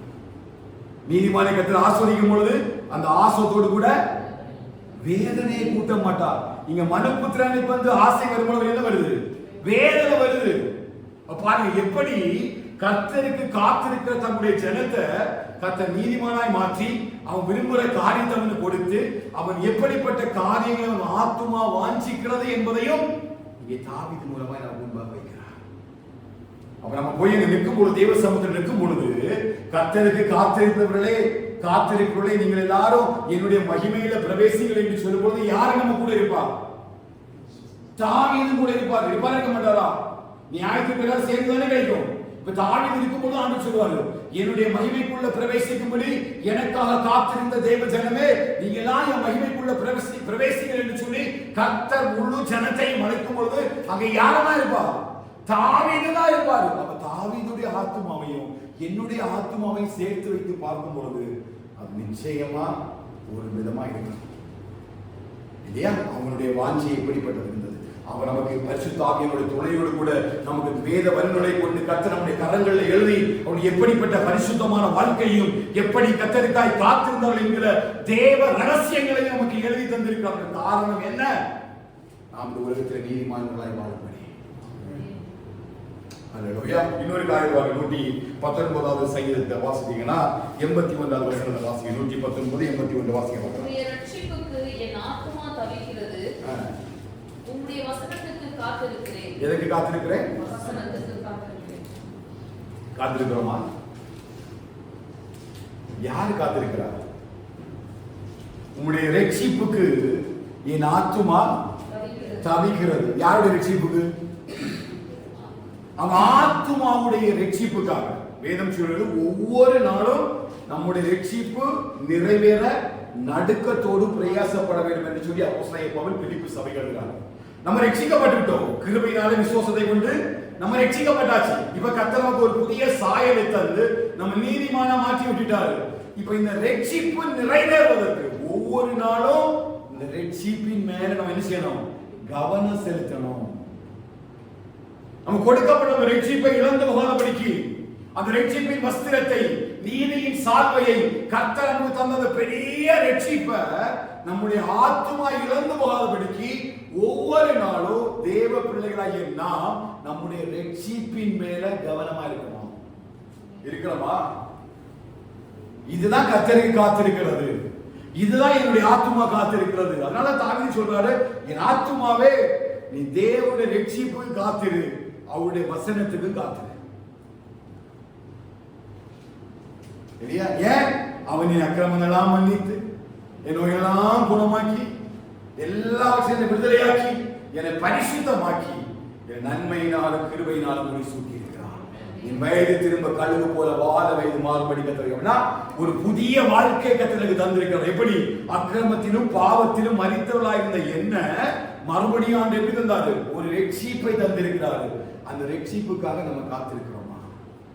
அப்படி நம்ம ஒவ்வொரு நாளும் தாவீது தன்னோட ஒவ்வொரு காரியத்திலையும் தன்னை சோதித்து பார்க்கிறார். அவர் ஜெபிக்கும் பொழுது சொல்றாரு, தீமை உண்டாக்கும் வழி என்னிடத்துல உண்டோ என்று சொல்லிப்பார். என்னை யூசுப்பினால சுத்திகரியும், உங்களுடைய ஆவியை என்னை விட்டு எடுக்காமல் இருக்கும். நீ தந்த யோசனைகளுக்காக ஸ்தோத்திரம். ஒவ்வொரு நாள் காக்காலம் நம்முடைய யோசனைகள், உன்னுடைய உள்ளிந்திரியங்கள் என்னை உணர்த்துவதற்காக ஸ்தோத்திரம். அப்ப ஒவ்வொரு நாளும் தனக்கு கொடுக்கப்பட்டிருந்த ரட்சிப்பின் மேல தாவீதுடைய ஆத்துமா கவனமா காத்திருந்தது. பெற்றுக்கொண்ட ரட்சிப்பை இழந்து விடக்கூடாது, அந்த ஆத்துமாவில் கொடுக்கப்பட்ட ரட்சிப்பை விட்டுறக்கூடாது என்பதுல ஒவ்வொரு நாளும் தாவீதுடைய ஆத்துமா அந்த ரட்சிப்புக்காக காத்திருந்தது. அப்ப தேவன் நம்மை பார்க்கும் பொழுது இப்படிப்பட்ட சில காரியங்களை என்ன செய்யறாரு? கர்த்தர் நமக்கு பார்க்கிறாரு. அதனாலதான் நீங்க ஃபுல் சங்கீதம் நிறைய ரெஃபரன்ஸ் வச்சிருக்க நேரம் நான் சொல்லல. அப்ப அவருடைய வசனத்துக்காக காத்திருக்கணும், அவருடைய நியாயத்திற்காக காத்திருக்கணும், அவருடைய சமூகத்துக்காக நம்ம காத்திருக்கணும், அந்த ரட்சிப்புக்காக காத்திருக்கணும். இதெல்லாம் யாரு காத்திருப்பா? ஆத்துமா. இங்கதான் நம்ம கவனம் தரக்கூடாது. எது காத்திருக்கணும்? ஆத்துமா காத்திருக்கணும். எனக்கு நிறைய பேர் எது காத்திருக்குன்னு கேட்டீங்கன்னா மாம்சம் காத்திருக்குது. புரியுதா? அதாவது நான் வேத வாசிக்கிறேன்னா எனக்கு ஒரு மாதிரி பட பட பட படன்னு இருக்கும். அது ஆத்துமா இல்லை. எது? மாம்சம். ஒரு பயத்தை உண்டு பண்ணுறது.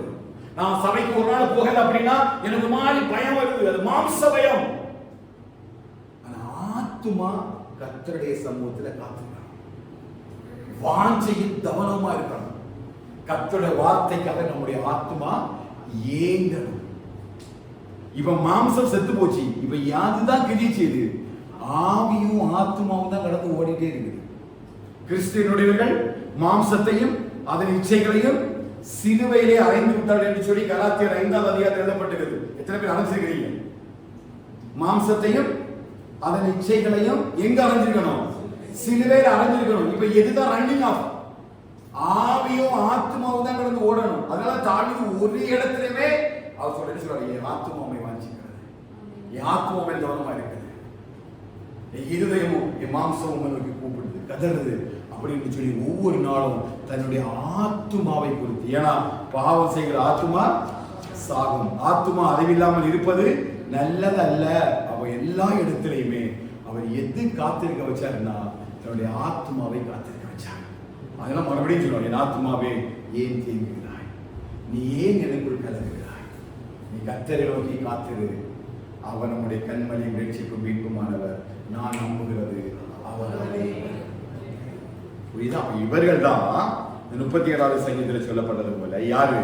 கர்த்தருக்காக காத்திருக்கிறவர்கள். அப்போ தேவனுடைய சித்தத்துக்காக, தேவனுடைய திட்டத்துக்காக காத்திருக்கிற நம்ம தான் இப்படிப்பட்ட காத்திருப்பதா நம்மளை பார்த்து நம்மளை எப்படி அழைக்கிறார் பாருங்க. 37-29 நீதிமான்கள் பூமியை சுதந்திரித்துக் கொண்டு என்றென்றைக்கும் அதிலே வாசமாய் இருப்பார்கள். நீதிமானுடைய வாய் ஞானத்தை உரைத்து அவனுடைய நாவு நியாயத்தை பேசும். அடுத்தது வாசிங்க. ஏன் இந்த நீதிமானுடைய இருதயம் இப்ப இளைப்படையவில்லைன்னா என்ன காரணம்? அங்க என்ன ஆச்சு? அவன் விரும்பினதுக்காக காத்திருக்கிறான். அதனால இந்த இருதயம் என்ன செய்யுது? இளைப்படையுது, சோர்வடையுது, டிப்ரெஷன்ல போறான், சூசைட் பண்றான். இந்த உலகத்துல ஏதோ ஒரு தோல்வி கிடைச்சோம்னா எல்லாத்தையும் இழந்துட்டு ஐயோ உலகமே முடிஞ்சு போச்சு தன்னுடைய வாழ்க்கை முடித்துக் கொள்கிறான். ஆனா நீதிமான்கள் என்று அழைக்கப்படுகிற நமக்கு தேவ திட்டத்தையும் தேவ சித்தத்தையும் தேவனுடைய வாக்குத்தத்தையும் சுமந்து ஓடுகிற நமக்கு நம்முடைய இருதயத்துல என்ன இருக்குது? தேவன் அருளின வேதம் இருக்குது. அந்த வாசிங்க. சத்தம் ஆமென் சொல்லுங்க. அப்ப யாருடைய இருதயத்துல எல்லாம் அவர் அருளின வேதம் இருக்குதோ நம்முடைய நடைகள் ஒரு நாள் விசுவாசிங்க.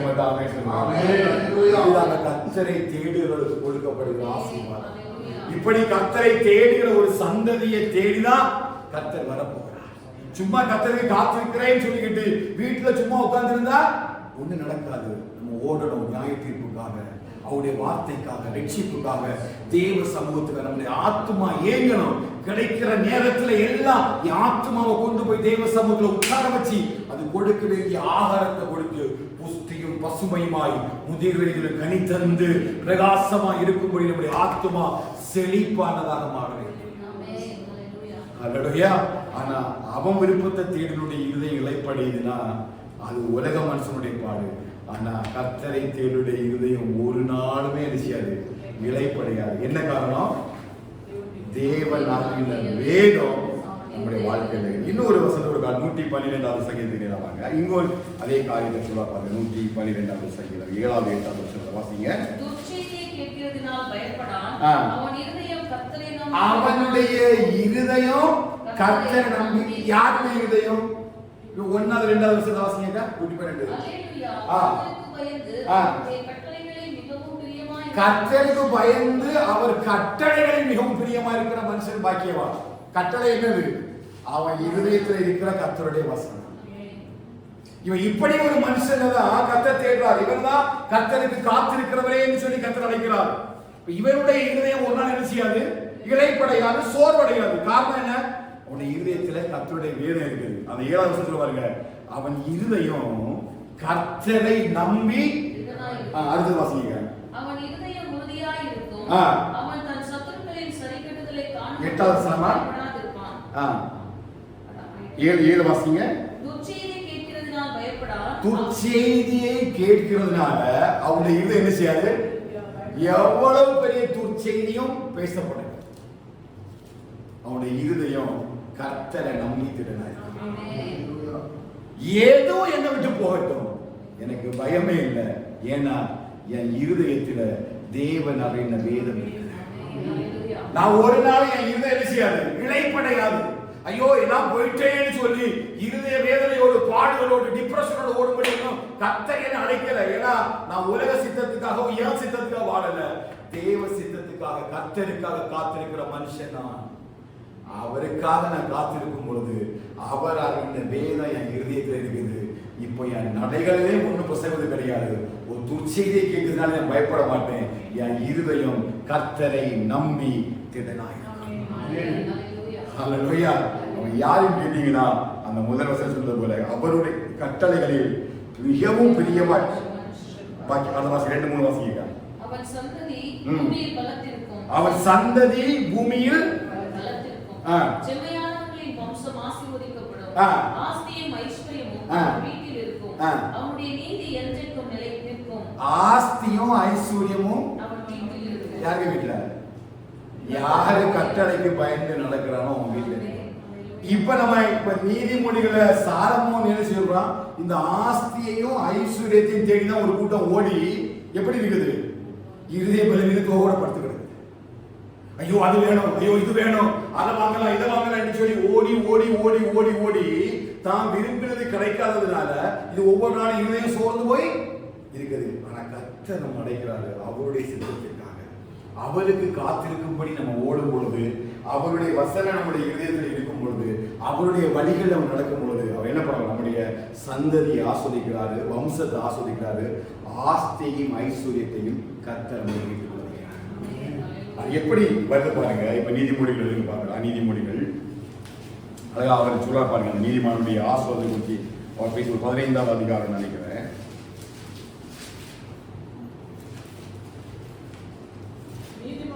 அதிக பொக்கிஷம் உண்டு. துன்மார்க்கருடைய வருமானத்திலே துன்பம். 10வது அதிகாரம் பாருங்க. 10வது அதிகாரம் 22 24 வாசிங்க. கர்த்தரின் ஆசீர்வாதமே ஐஸ்வரியத்தை தரும். அதனோட அவர் கர்த்தருடைய ஆசீர்வாதமே. அப்ப ஆஸ்தியும் ஐஸ்வர்யம் யார்கிட்ட இருக்கும்? கர்த்தரிடத்துல வந்து நீதிமன்ற வீட்டுல இருக்கும். அப்படியே நம்ம வீட்டுக்குள்ள அந்த ஆஸ்தியும் ஐஸ்வர்யம் வரும் பொழுது அது என்ன இருக்காது. நம்ம அதை தேடி ஓடும் பொழுது என்ன நடக்கும்? இருதயம் இளைப்படை. ஒருவேளை அது கிடைச்சாலும் எப்படிதான் இருக்கும்? ஜீவ விருட்சம் போல இருக்குமே தவிர ஜீவ விருட்சமா இருக்காது. சொல்ல புரிஞ்சுதா? அவர் சொல்றாரு விரும்பினது வரும்போது எப்படி இருக்குமா? நமக்கு ஒரு காப்பி வேண்டாம், இது போல அது போல வேண்டாம். ஆண்டவர் சொல்றாரு ஜெயம் கொள்கிறவன் எவனோ அவனுக்கு நான் ஜீவ விருட்சத்தையே தரேன். நீ எதுக்கு போய் அது மாதிரி ஒரு மாதிரியை தேடிட்டு இருக்கிற? நீ எனக்காக காத்துரு, நீ ஏன் ரட்சிப்பாக காத்துரு, என் தேவ சமூகம் வந்துரு, என்னுடைய வசனத்தை காத்துரு. நீ என்ன அது போல மாறாத, அதையே நான் அவனுக்கு தாரேன். நான் கொண்டு போய் ஜெயம் கொள்கிறவன் எவனோ அவனுக்கு நான் என்னுடைய அந்த ஜீவ விருட்சத்தின் கனியை புசிக்க கொடுப்பேன். கர்த்தர் அழைக்கிறார். அப்படிப்பட்ட ஒரு கூட்டத்தை தேடிதான் கர்த்தர் நினைச்சுக்கிறார், அழைக்கிறார். அந்த 11:30 வாசிங்க பார்க்கலாம். 11:30 நீதிமன்றம் 11:30 அக்கா. நீதிமானுடைய பலன் ஜீவ விருட்சம். நீதிமானுடைய பலன் ஜீவ விருட்சம். நமக்கு வந்து ஜீவ விருட்சம் போல ஒண்ணு வேண்டாம், ஜீவ விருட்சமே நம்முடைய பலன். எவ்வளவு பெரிய ஆசீர்வாதம் பாருங்க. அந்த சாலமோனுடைய நீதிமொழிகள் அவன் தன் ஞானத்தை வச்சு மனுபுத்திரரை எழுதுகிற ஒரு ஆசீர்வாதம் இருக்கு இல்லையா, உலகத்துக்குரிய ஆசீர்வாதம். அது போலதான் இருக்குது. அதுல நிரந்தரமான ஒண்ணு இல்லை. அது இருதயத்துல வேதனையும் பாடுகள் தான் கூட்டுது. ஆனா தேவன் அவருக்காக காத்திருக்கும் போது நமக்கு கொடுக்கிற ஆசீர்வாதத்தை பாருங்க. ஆஸ்தி ஐஸ்வர்யம், இருதயத்துல ஒரு பயம் கிடையாது. இருதயத்துல தேவ வசனம் இருக்குது. நம்முடைய வழிகள் ஒன்றும் புஸ்தகம் இல்லை. கர்த்தருடைய வழிகளை நம்ம நடத்துறோம். எல்லாத்தையும் நேர்த்தி செம்மைமா செய்ய முடிகிறாரு. எல்லாத்தையும் செய்ய சொல்றாரு. நீதிமானுடைய பலம் ஜீவ விருட்சத்தை போல இருக்கும் இல்லை, நீதிமானுடைய பலன் ஜீவ விருட்சம். இவ்வளவு பெரிய ஆசீர்வாதம் பாருங்க. இப்ப 10:24 வாசிங்க. துன்மார்க்கன் பயப்படும் காரியம் அவனுக்கு வந்து நேரிடும். நீதிமான் விரும்புகிற காரியம் அவனுக்கு கொடுக்கப்படும். நீதிமான் விரும்புகிற காரியம் அவனுக்கு கொடுக்கப்படும். இப்ப நீதிமான் யாரு? காத்திருக்கிறவன். அல்லேலூயா. நீ கர்த்தருக்கு காத்திருக்கும் பொழுது உங்க இருதயத்தின் விருப்பத்தை கர்த்தர் அறிகிறார். இங்க ஒருத்தர் இருதயத்தின் விருப்பத்துக்காகவே ஓடி இருதயத்தை இழைக்க பண்ணி பாவத்திலையும் கஷ்டத்திலையும் பாவக்கட்டிலையும் பிச்சையும் அகப்பட்டு உலகத்துக்குள்ள திண்டாடிட்டு இருக்கிறான். ஆனா கர்த்தருக்கு காத்திருக்கிற நம்ம கர்த்தர் நீதிமான் என்று அழைப்பது மாத்திரமல்ல, அவர் நம்முடைய மன விருப்பத்தின்படி நமக்கு தந்ததை நம்முடைய ஆலோசனைகள் எல்லாம் கர்த்தர் நிறைவேற்றுகிறார். அப்படி நிறைவேற்றும் போது அது எப்படி மாறும் தெரியுமா? ஜீவ விருட்சம் போல மாறும். அப்படின்னா எந்தெண்டைக்கும் அழியாத ஒரு ஆசீர்வாதம் தான் இந்த ஜீவ விருட்சம். ஆலயம் 3 சொல்லப்பட்டிருது. அவர் தவித்து புசித்து எந்தெண்டைக்கும் உயிரோடிடாதபடிக்கு செய்ய வேண்டும். அப்படின்னா அப்ப நீதிமான்களுடைய பலன் ஜீவ விருட்சம்.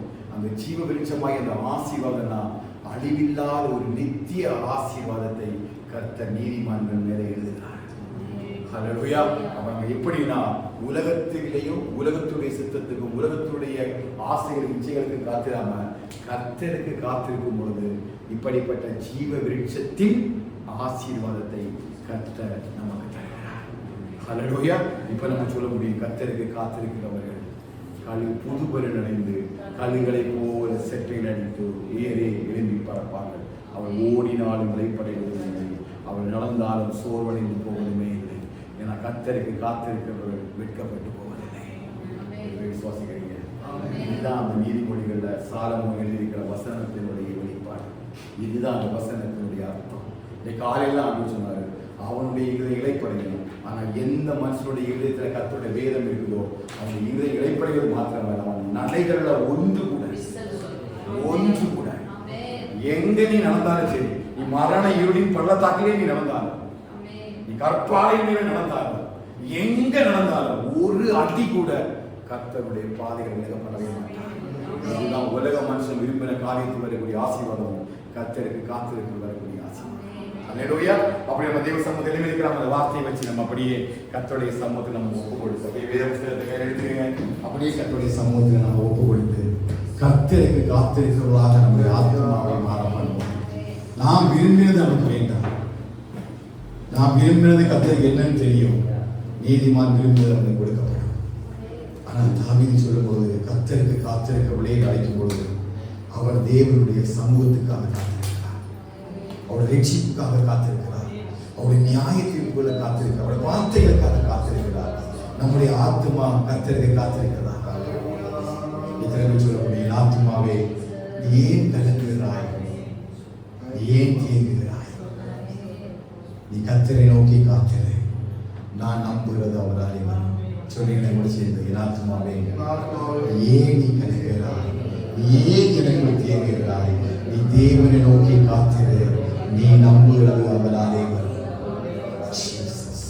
சில ஜீவ விருட்சத்தின் ஆசீர்வாதத்தை கர்த்தர் உங்கள் சிரசில் நிறைவேற்றுகிறார். ஜீவ விருட்சத்தின் ஆசீர்வாதத்தை நீ உன் விருப்பத்தை ஓடினது போதும், உன் விருப்பத்துக்காக நீ ஓடினது போதும், உன்னுடைய சொந்த சுயத்துக்காக நீ ஓடினது போதும். கர்த்தர் தனக்காக ஓடும்படி கர்த்தர் உன்னை அழைக்கிறார். கர்த்தர் தனக்காக ஓடும்படி கர்த்தர் அழைக்கிறார். அவருடைய சித்தத்துக்கு நம்ம ஓடு வேண்டவே. உம்முடைய சித்தத்தின்படி நடத்துங்க, உம்முடைய சித்தத்தின்படி நடத்துங்கப்பா. உம்முடைய சித்தம் செய்யப்படட்டும் ஆண்டவரே. நெடுங்காலமாய் காத்து இழைக்கப்பட்ட விரும்பினது வேண்டாப்பா, நான் விரும்பினது இல்லப்பா. நீங்க எங்களை எதை விரும்புறீங்களோ ஆண்டவரே, நீங்க எங்களை எதை விரும்புறீங்க ஆண்டவரே, நீங்க எங்களை எதை விரும்புறீங்க ஆண்டவரே, உம்முடைய சித்தத்தின்படி என்ன நடத்துங்கப்பா. உம்முடைய சித்தத்தின்படி என்ன நடத்துங்க. வெள்ளமாக இடத்திலிருந்து ஒரு நிமிடம் கர்த்தருடைய சித்தத்தின்படி, ஹல்லேலூயா, கர்த்தருடைய சித்தத்தின்படி, ஹல்லேலூயா. ஆண்டவரே, உம்முடைய சித்தத்தின்படி நடத்துங்கப்பா. உம்முடைய சித்தத்தின்படி ஒரு நாளில் ஏன் சித்தம் நடந்துடக்கூடாதுப்பா. கர்த்தருக்கு காத்திருக்கிற மகனாய், கர்த்தருக்கு காத்திருக்கிற மகளாய், கர்த்தரை காத்திருக்கிற குடும்பமாய் ஆத்துமா உண்மையான தாகமாக இருக்கட்டும்பா. வானானது நீரோடைகளை வாஞ்சித்து கதறுவது போல என் ஆத்துவ மேல தாகமாக இருக்கட்டும் ஆண்டவரே. என் ஆத்துவ மேல தாகமாக இருக்கட்டும் ஆண்டவரே. உங்களுடைய வசனத்துக்காக காத்திருக்க கிருபையா இருங்கப்பா. உங்களுடைய ரட்சிப்புக்காக காத்திருக்க கிருபையா இருங்க. உங்களுடைய நியாய தீர்ப்புகளுக்காக காத்திருக்க கிருபையா இருங்கப்பா. நீங்க விரும்பின காரியங்கள் நடைபெற்ற ஆண்டவரே. உங்க சித்தம் செய்வதே ஆண்டவரே, உங்களுடைய சித்தம் செய்வதே அன்றுதின போஜனமாய் மாறிட்டோம்ப்பா. கர்த்தருக்கு சித்தம் என்னது என்று சொல்லி அறிந்து உணர்ந்து கொள்ளுங்கள் என்று சொல்லி பவுல் ஆண்டவரே எபேசிய சபைக்கு எழுதுகிறாரே. அப்படிப்பட்ட வார்த்தை எங்க சபையின் மீது வைக்கிறோம்ப்பா. எங்க ஒவ்வொருடைய தலை மீது வைக்கிறோம் ஆண்டவரே. எல்லாம் ஆயத்தில் சொல்ல ஆண்டவரே, உன் சித்தம் ஆண்டவரே, உன் சித்தம் செய்திடவே அப்பா. உன் சத்தம் கேட்டிடவே ஆண்டவரே, உன் சித்தம் செய்திடவே ஆண்டவரே, உன் சத்தம் கேட்டிடவே ஆண்டவரே. அப்பா கிருபைதான் இருக்கப்பா, கிருபைதான் இருக்கப்பா, கிருபைதான் இருக்கப்பா ஆண்டவரே, கிருபைதான் இருக்கப்பா, கிருபைதான் இருக்கப்பா ஆண்டவரே. உடைய கிருபைகளுக்குள்ள ஆண்டவரே, உடைய இரக்கத்துக்குள்ள ஆண்டவரே கிருபையா எங்களை நடத்துங்கப்பா. ஸ்தோத்திரம், ஸ்தோத்திரம், ஸ்தோத்திரம். ஹல்லேலூயா. நன்றி இயேசுவே, நன்றி இயேசுவே. ஹல்லேலூயா. இயேசப்பா உமக்கு ஸ்தோத்திரம் ஆண்டவரே. ஆண்டவரே, உம்முடைய சித்தத்துக்கு இந்த சபையாய் எங்களை ஒப்பு கொடுக்கிற கர்த்தாவே. ஹல்லேலூயா. தேவ சித்தம் நிறைவேற என்னையும் ஒப்படைக்கிறே. தேவ சத்தம் என் உள்ளம் பலமாக தோணித்தோரே. தேவ சித்தம் நிறைவேற என்னையும் ஒப்படைக்கிறே. தேவ சத்தம் என் உள்ளம் பலமாக தோணித்தோரே.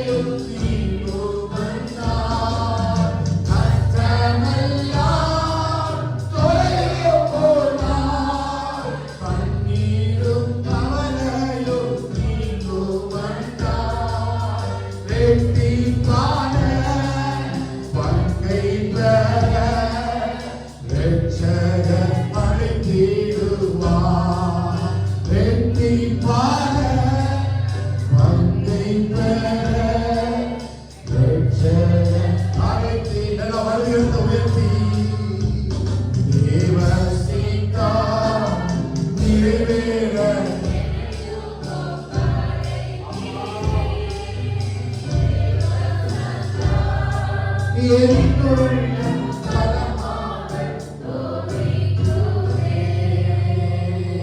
வலதுகரத்தை உயர்த்தி தேவ சித்தம் நிறைவேற என்னை ஒப்படைக்கிறேன் ஆண்டவரே. இந்த வசனத்தின்படியே இந்த நாட்களை வாழ எங்களுக்கு விடாதப்பா. ஒரு நாள் நாங்க விரும்பினதுக்காக ஓடாதபடிக்கு தேவன் எங்கள் வாழ்க்கையில விரும்பின காரியத்திற்காக, ஆபிரகாமை போல தேவ சித்தத்திற்காக, யோசேப்பை போல தேவ சித்தத்திற்காக, தானியேலை போல தேவ சித்தத்திற்காக, எஸ்ராவை போல தேவ சித்தத்திற்காக, நெகேமியாவை போல தேவ சித்தத்திற்காக எங்களை வாழ ஒப்பு கொடுக்கிறேன்னு சொல்லி நல்ல வலதுகரத்தை உயர்த்தி அந்த பல்லவி மட்டும் பாடி தேவ சித்தம் நிறைவேற இதை ஒப்படைக்கிறேன் ஆண்டவரே என்று சொல்லி கர்த்தருடைய ஆவியானவர் இந்த வார்த்தையை அர்ப்பணிப்போடு கூட மத்தியில் அவர் அசைவாடுவாராக.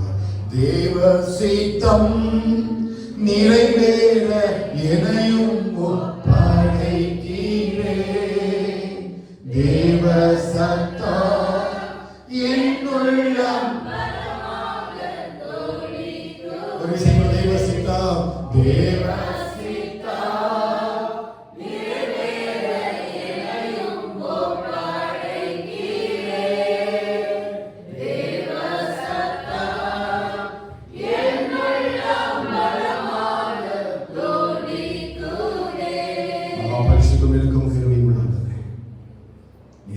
வார்த்தைக்காக ஸ்தோத்திரம் ஆண்டவரே. நெடுங்காலமாய் காத்திருத்த இதயத்தை இழக்கப்படும். விரும்பினது வரும்பொழுது ஜீவ விருட்சம் போலவா இருக்கலாம். ஆனால் கர்த்தருக்காய் காத்திருக்கிற எங்களுக்கு இருதயம் விடைப்படைவதில்லைப்பா. நீங்க அருளின வேதம் எங்க இதயத்தில் இருக்குது. எங்க நடைகளை ஒன்று பிசைப்பதில்லைப்பா. தூச்சியை கேட்கிறது நாங்கள் பயப்பட மாட்டோம். எங்க இருதயம் கர்த்தரை நம்பி திறனா இருக்கிறோம். நீதிமானுடைய பலனே அது ஜீவ விருட்சம். நீதிமான் விரும்புகிற காரியங்கள் கொடுக்கப்படும் சொல்லி ஆண்டவரே, இந்த வார்த்தையை நாங்கள் தியானித்திருக்கிறோம்ப்பா. ஆண்டவரே, எங்க மேல அப்படிப்பட்ட நீதிமான் என்கிற அந்த ஆசீர்வாதத்தை சிரசில் வைக்கிறார். கர்த்தருக்கு காத்திருக்கிறவர்களாய் நாங்கள் மாறும்படி ரட்சிப்புக்காக, தேவனுடைய நியாய தீர்ப்புகளுக்காக, தேவனுடைய ஆலயத்தில் ஆண்டவரே உடைய வசனத்துக்காக நாங்கள் காத்திருக்கும் பொழுது எங்க சிரசின் மீது நீதிமான்களாய் மாற்றப்படட்டும். நீதிமான் சுதந்திரித்துக் கொள்ள அத்தனை ஆசீர்வாதங்களையும் கர்த்தர் ஒவ்வொரு பிள்ளையுடைய வாழ்க்கையில நீ வைப்பது மாத்திரமல்ல, கடைசி நாட்களை ஜெயம் கொள்வர்களாய் நாங்கள் மாறிவிடவும் அந்த மத்தியில் இருக்கிற ஜீவவிருட்சத்தின் கனியை புசி கொடுப்பேன் சொல்லி ஆண்டவரே, அந்த ஜீவவிருட்சத்தின் கனியை நாங்கள் எல்லாம் புசிக்கத்தக்க கிருபையை கர்த்தர் தர வேண்டும் என்று சொல்லி ஜெபிக்கிறோம். இந்த வாரம் நடக்கிற எல்லா ஊழியங்களையும் கர்த்தர் ஆஸ்வதிக்கிறாங்க. எல்லாருடைய வேலைகளை கர்த்தர் ஆஸ்வதிக்கிறாங்க. போக்கிற வனத்திலே கூட இருங்க. கைகளை பிரயாசங்களை வாய்க்கப்படுங்க. வாகனங்களை ஓட்டுற ஒவ்வொருவரையும் பாதுகாத்துக் கொள்ளுங்க. பிரயாணப்படுகிற ஒவ்வொருவருடைய கர்த்தருடைய கரம் இருக்கட்டும் ஆண்டவரே. சபையோட ஒவ்வொரு விசுவாச குடும்பத்தோடும் சிறியவர் பெரியவரோடும் கர்த்தருடைய கிருபையும் இரக்கமும் சமாதானமும் சந்தோஷமும் தங்கி இருப்பதாக என்று சொல்லி எல்லா ஆண்டவரை ஆஸ்வதிக்கப்பட்ட வேளையில் நம்முடைய பிள்ளைகளை நான் ஆசீர்வதிக்கிறேன். கர்த்தருடைய கிருபை இரக்கமும் சமாதானமும் தொடர்ந்து எங்களை எடுத்துட்டோம். அடுத்த வாரம் வந்து கர்த்தருடைய நாமத்தை மகிமைப்படுத்துவதற்கு பிரசனத்தினாலே முடிசூடி பாதுகாத்துக் கொள்கிறாங்க. சகல துதியும் கனமும் மகிமை எல்லாம் ஒருவருக்கு செலுத்துகிறோம். இயேசுவின் நாமத்தில் ஜெபிக்கிறோம் எங்கள் ஜீவனுள்ள நல்ல பிதாவே, ஆமென். நான் சொல்லுவேன், ஆத்துமாவே கர்த்தரை ஸ்தோத்திரி, என் முழு உள்ளமே நாமத்தை ஸ்தோத்திரி. கர்த்தர் செய்த சகல உபகாரங்களையும் ஆமென் ஆமென். ஆசீர்வாதம் நம்முடைய கர்த்தராகிய இயேசு கிறிஸ்துவின் கிருபையும் பிதாவாகிய தேவனுடைய அன்பும் பரிசுத்தவான்களுடைய ஐக்கியமும் சிநேகமும் மீண்டும் சதா காலங்களிலும் ஆண்டவராகிய இயேசு கிறிஸ்து வருகையிலும் சகல பரிசுத்தவான்களோடும் நம் அனைவரோடும் சபையோடும் கூட தங்கி இருப்பதாக. ஆமென் ஆமென் ஆமென். ஹல்லேலூயா ஹல்லேலூயா ஹல்லேலூயா. கர்த்தருடைய ஆசீர்வாதமாக சமாதானத்தோடு கூட வாருங்கள். கர்த்தருடைய நாமம் மகிமைப்படுவதாக.